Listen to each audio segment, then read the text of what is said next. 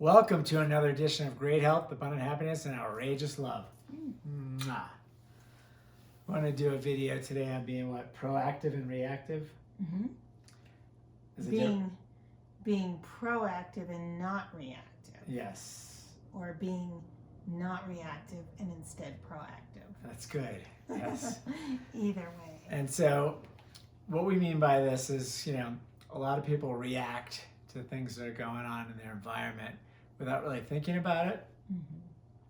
So just think about this story. A guy gets up first thing in the morning. His wife leaves some pillows out the bottom of the bed. He trips over the pillows and stubs his toe on the foot of the bed, painfully so. And his wife wakes up and they're arguing. He's like, you always put all these pillows down here, and they get in a big argument and discussion. He has to take care of his toe. And then he's just angry, and he goes and shaves, cuts himself shaving. He has to spend extra time taking care of that. Long story short, by the time he heads out to the office, he's late. He's running late, has to speed, gets a speeding ticket, gets pulled over, is so angry about that, gets to the office, he's late for an important meeting. He's snippy with his boss is pissed, writes him up, he's in subordination. And then, the boss says, why don't you just go and take the day off tomorrow and don't come in? Right. And then, by the way, they're making cuts. Who's had a day like that? I haven't. Oh But anyway, my gosh, I definitely have. But anyway, so he finally goes Not home. recently. He's on the list for cuts. He's been written up for insubordination. Comes home. His wife's not talking to him. She's giving him the cold shoulder. Didn't make dinner. She's off doing something else. The whole day is ruined. So that's what's being reactive. That's what happens when you're reactive. When you react to something. Now, if you were proactive, you trip over the pillow and say, oh my God, that's dangerous. My wife didn't put that out there to trip me. And she wakes up, are you okay? I'm like, no, I'm fine, honey, but we have to be careful of these pillows. This is dangerous for us. And then go about your business, kiss your wife goodbye, and the whole day is perfect. Two different outcomes. Very, very different outcomes. Right. Exactly. And guess what? You have a choice on which outcome you want. And the reason that I say who's had a day like, I've had both, right? And definitely the latter more often now. But when I was hastier in my life, haste makes waste is one of my favorite sayings. But when I was hastier, I had a lot more days like that first one. Some people also refer to it as kicking the cat, right? It's a Zig Ziglar thing. Yeah, Zig Ziglar. You're having a bad day, so everything becomes bad, and you kick the cat, so to speak. We never would do that. We love animals, but I've had so many days like that. Again, when I was hastier, and in looking back, it's really humorous. And if you can catch yourself in the middle of that kind of a day and laugh at it, that is a great way to break the bad habit of being reactive. It's a start, so you're catching yourself halfway through. What you want to do is catch yourself before you're reactive and be proactive and think about this. Stop, take a deep breath. Maybe it's 2 or 3 breaths before you respond. And that's a good way to do things. You were talking about a friend that was over, or one of the girls had a friend over that spilled some milk. Yeah, I will just, this story sticks in my mind. So our older daughter had one of her best friends over, and we had this really long kitchen table. And they were sitting down having a snack, and she spilled her drink. And it went all down, ran down the table and on the floor, and everywhere was completely full. And she started to tear up right away. And I came over and I was like, why are you crying? And she said, because they spilled my drink. And I was like, well, did you do it on purpose? And she was like, no. But obviously she had been in situations where you almost get trained to react a certain way because you're expecting a specific response Maybe that's where you're from other people. Some people do cry over spilt milk, right? Some people do. And, I said, well, we don't get upset in our house over things like that. Those things happen. And, again, we all want to be a little more careful, but no one does these things on purpose. The wife didn't leave the pillows on the floor on purpose, like you said, to trip her husband. And that's not a real story. That did not happen here. But I will tell you a really funny story where somebody was very reactive instead of proactive. And I'll leave the names out in case he watches this video. But in the morning, something happened. I don't remember, some sort of a disagreement. And he said, I'm going to go whip the car out of the garage. And it was a 4-car garage with 2 double doors. And there was a center post in the middle. And he whipped the car out. I don't know how this happened, but he went right through that center post.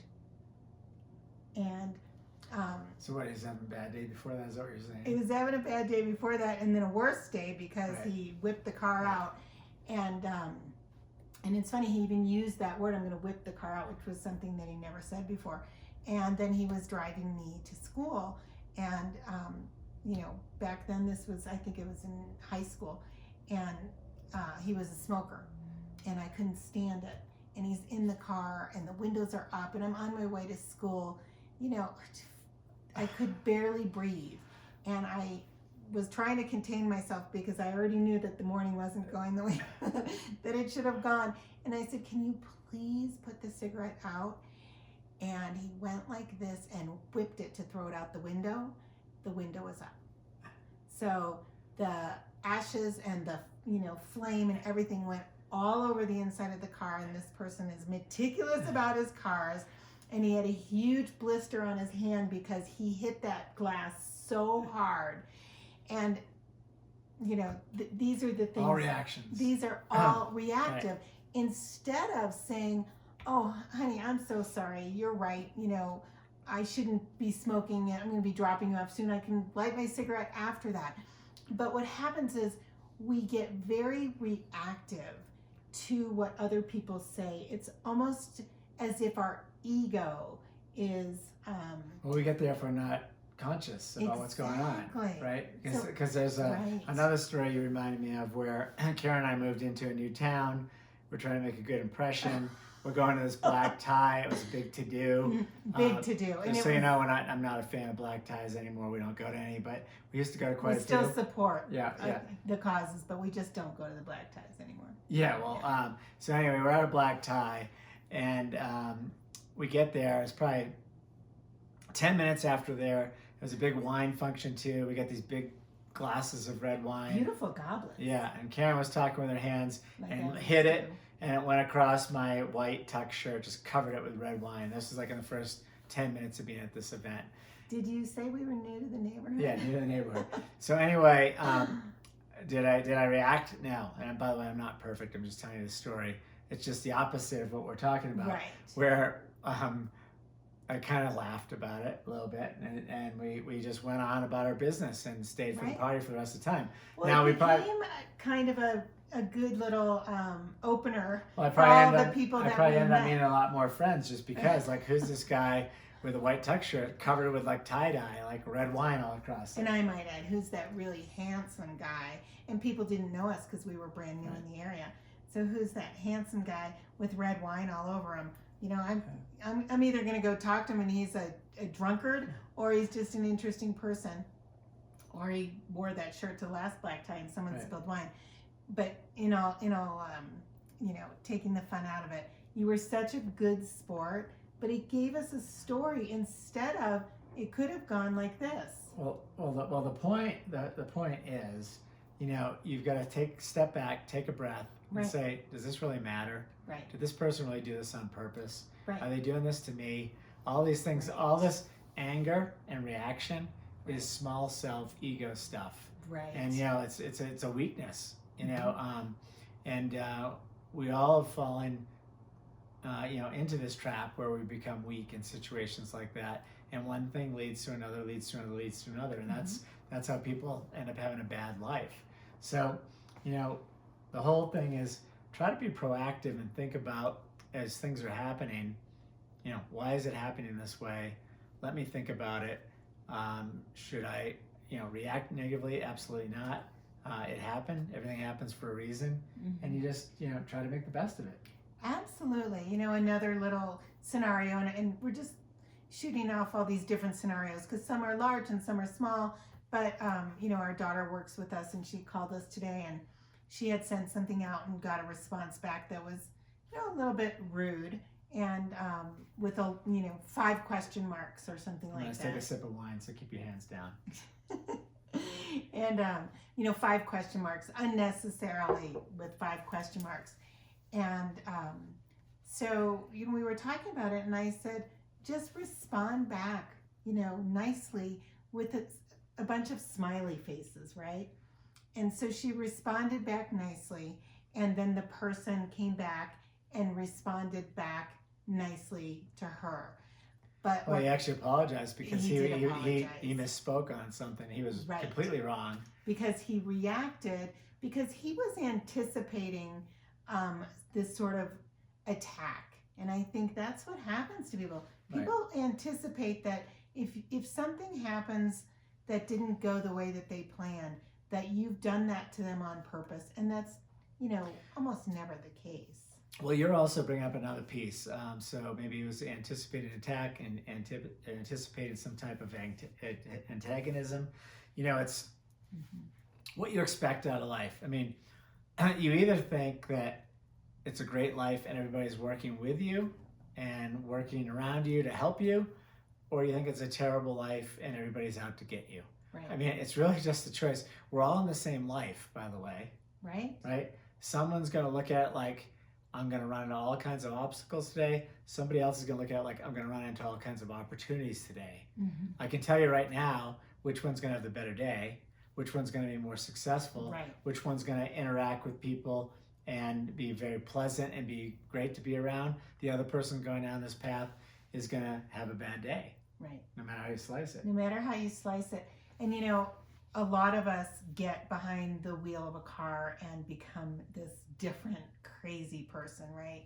So another story, when we lived in the suburbs, I was driving, and this guy starts, I can't remember exactly the circumstances, but I think I pulled out of our neighborhood, and and it was a hard one to get out of, and cars are always swooping by. So I pulled out, and this person was coming up behind me. There was plenty of room and plenty of time, but he sped up and he starts honking, and I see him giving me the finger and all this stuff. And I was like, oh my gosh, I knew exactly who it was. So I turned around and I said, or I didn't say, I waved to him in my car. And that's a perfect example, because instead of being reactive, which my natural inclination, if you're reactive, would have been to probably give him what he was giving me, right? Well, that's what people do, right? That's what happens. You start honking back, and then people start racing. Anyway, I just thought it would be really funny. I'm just waving to him, and I'm not sure if he ever figured out it was me. But then I ran into him later. I won't say who it was. I'll tell you after the fact, but you probably remember this.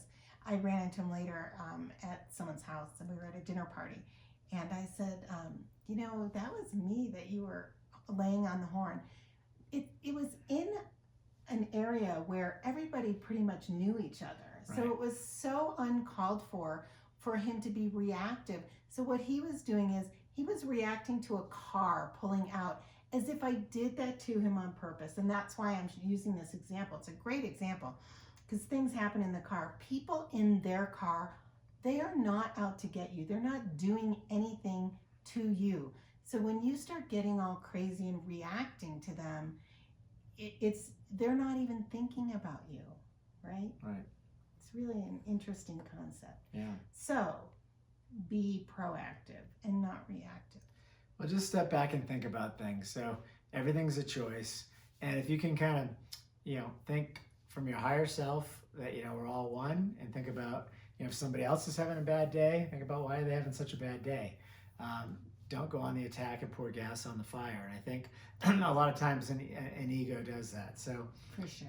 this is like Life Lessons 101, but we thought it was worth talking about. We'd love to hear your comments down below, your thoughts about this. Or if you have any funny stories, share them, because I think the stories that people have experienced, where people have been reactive or proactive, even better, right? Are what help us in our everyday life, because we've all been reactive. And, I think just being aware Yeah, of it. that's all it is being Yeah. aware and being enlightened, right? Absolutely. Wishing you great health, abundant happiness, and outrageous love from the nest at Copper Mountain. Thanks, guys.